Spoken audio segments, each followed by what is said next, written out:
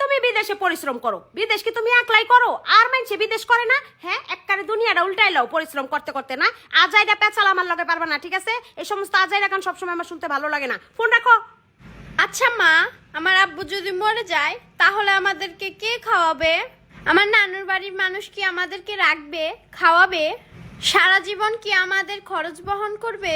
কি সব বাজে বাজে কথা কস? তোর আব্বু মরবো কি লিগা? আল্লাহ না করুক। তোর আব্বু যদি কখনো মইরা যায়, আমাগো মাথার উপরে ছায়া বলতে আর কিছুই থাকবে না।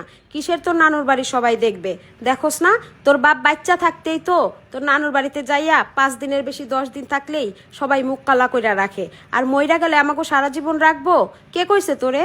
আচ্ছা মা, তুমি তো সবই বুঝো, তাহলে আমার আব্বুর সাথে কেন ঝগড়া করো? আমার আব্বুকে কেন এত কষ্ট দিয়ে কথা বলো? আমার আব্বু প্রবাসী তো অনেক কষ্ট করে, তুমি তো জানো। তারপরে তুমি এইভাবে আঘাত দিয়ে কথা বলো।